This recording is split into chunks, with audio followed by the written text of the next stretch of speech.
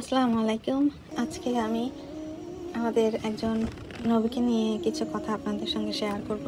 আশা করি এটা আপনাদের ভালো লাগবে। তো আজকে যে নবীকে নিয়ে কথা বলবো উনি হচ্ছেন হজরত ইব্রাহিম আলাইহিসসালাম। তার সংক্ষিপ্ত জীবনী এটা আমি আপনাদের সঙ্গে শেয়ার করব। মুসলিম উম্মাহ এর জাতীয় পিতা ও ইসলামের একজন কালজয়ী নবী ও রসুল, এর নাম হচ্ছে হজরত ইব্রাহিম আলাইহিসসালাম। ৩১৫ জন রসুলের মধ্যে উনি একজন। হজরত ইব্রাহিম আলাইহিসসালাম জন্মগ্রহণ করেছিলেন পশ্চিম ইরাকের নিকটবর্তী বাইবেল শহরে। মহান আল্লাহর পবিত্র আল কোরআনে ইব্রাহিম আলাইহিসসালামের নামে একটি সূরা নাজিল করেছেন। সূরাটি পবিত্র কোরআনের 14 নম্বর সূরা, যার আয়াত সংখ্যা 52 এবং এটি মক্কায় অবতীর্ণ হয়েছে। হজরত ইব্রাহিম আলাইহিসসালাম এর নাম পুরো কোরআনে অনেকবার উল্লেখিত হয়েছে। ইসলাম ছাড়াও তিনি ব্যক্তি হিসেবে বিবেচিত হয়ে আছেন ইহুদি ও খ্রিস্টান ধর্মে এজন্য ইব্রাহিম আলাইহিসসালামকে সেমেটিক ধর্মগুলোর জনকও বলা হয়ে থাকে। হজরত ইব্রাহিম আলাইহিসসালামের পিতার নাম ছিল আজর, তার স্ত্রীর নাম সাহারা ও হাজেরা। তার পুত্র ছিলেন ইসমাইল ও ইসাক।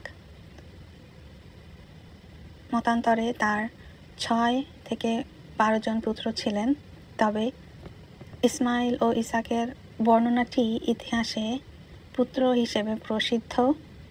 অন্যদের ব্যাপারে তেমন কোনো উল্লেখিত প্রমাণ পাওয়া যায়নি।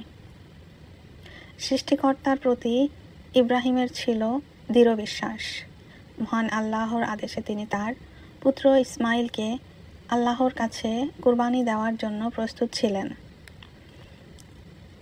ইসলামে ঈদুল আজহা পালিত হয় তার কার্যক্রমকে স্মরণ করে।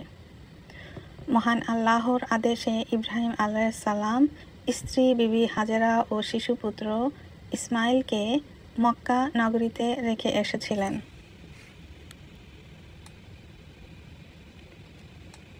তিনি যখন ভালোবাসার স্ত্রী পুত্রকে মরুভূমির মাঝে ফেলে যাচ্ছিলেন, তখন ওনার স্ত্রী পিছন থেকে কেন ফেলে যাচ্ছিলেন বা কোথায় যাচ্ছিলেন কিছু জিজ্ঞেস করলেন না।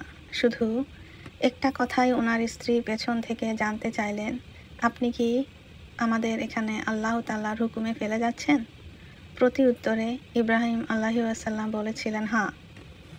তখন তার স্ত্রী বললেন, যদি আল্লাহর হুকুমে আপনি আমাদের এখানে রেখে যাচ্ছেন, তাহলে ইনশাআল্লাহ আল্লাহ আমাদের হেফাজত করবেন।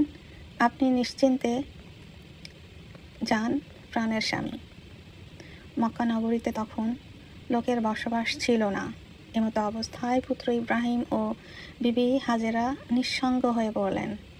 তিনি আল্লাহর উপর পূর্ণ বিশ্বাস রাখলেন এবং মক্কার মরুভূমিতে থাকা শুরু করলেন।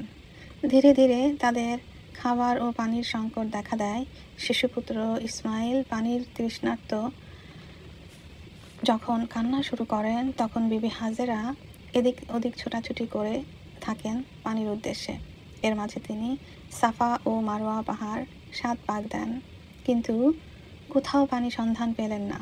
পানির সন্ধান না পাওয়ায় তিনি শিশু ইসমাইলের কাছে আসেন এবং দেখেন পুত্র ইসমাইলের পায়ের আঘাতে তার পদতল থেকে ঝর্ণাধারা প্রবাহিত হচ্ছে।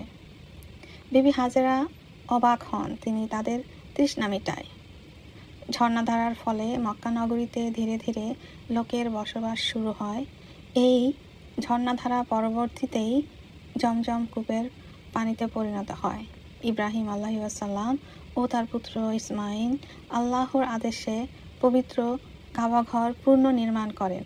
ইব্রাহিম ও তার শিশুপুত্র ইসমাইল ইসলামে কুরবানি ও হজের বিধান চালু করেন, যা বর্তমান মুসলিমদের দ্বারা পালিত হয়।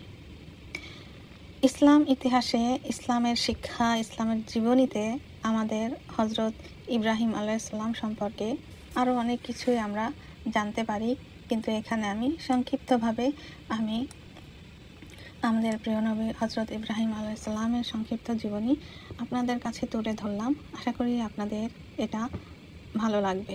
আর যদি ভালো লাগে প্লিজ আমার ভিডিওটাতে একটা সাবস্ক্রাইব এবং শেয়ার করবেন। থ্যাংক ইউ সবাইকে। আল্লাহ হাফেজ।